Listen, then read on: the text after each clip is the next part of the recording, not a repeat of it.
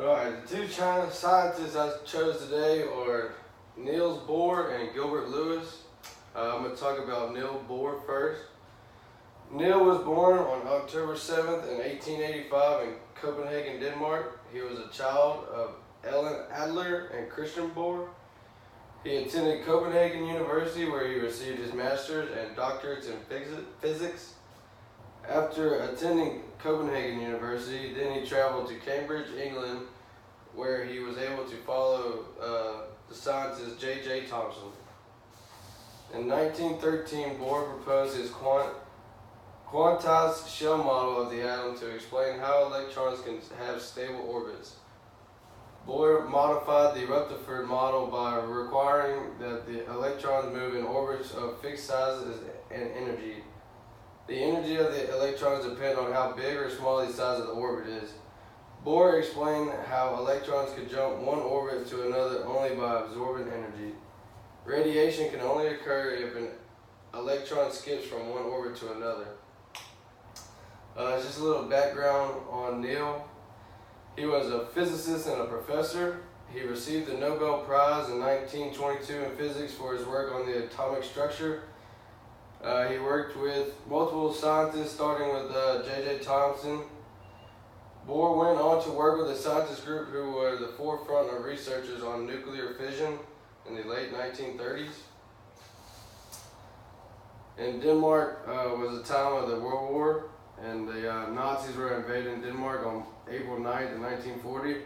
Bohr was able to offer refuge for German Jewish physicists at his institute in Copenhagen.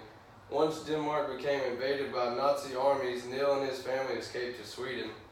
Later, Bohr and his son Age eventually made their way to the United States to help create the first atomic bomb. Bohr returned to Europe, and he continued for the peaceful applications of atomic energy. He helped establish the CERN, an Europe-based particle physics research building, in 1954. In 1957, Bohr received the Atoms for Peace Award. Bohr ended up passing due to a stroke on November 18, 1962 in his hometown of Copenhagen. About 13 years later, his son Age went on to share a third of the Nobel Prize in 1975. I'm going to talk about my second scientist, Gilbert Lewis.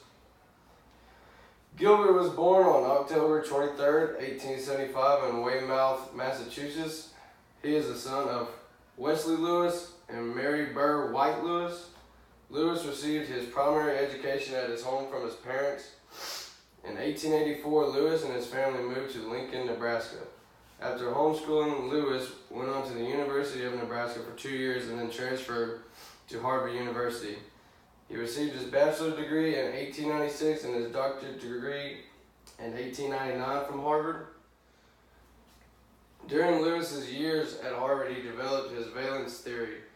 Lewis's idea came from his lectures while trying to teach his students the law of valence. Lewis explained the atoms were built up concentric series of cubes with electrons at each corner. This theory of the cubic atoms was never published, but instead recognized as a part of his theory of the shared electron pair bonds. In 1916, Lewis published a paper on chemical bonding. The title of it was "The Atom and Molecules. The formation of many common compounds can be visualized with the use of Lewis symbols and Lewis diagrams. A Lewis dot structure can be drawn for any covalent molecule or compound.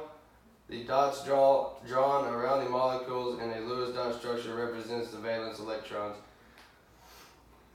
Lines drawn between the atoms indicate the chemical bonds. The single lines are single bonds, double lines are the double bonds, and so on. The dots are drawn in the Lewis dot structure are a presentation of valence electrons. A pair of dots represent a pair of excess electrons. Gilbert Lewis ended up passing away. He was found by a student in a lab at Berkeley. He was thought to have died from fumes in the lab that had leaked, but later his death was ruled as a suicide.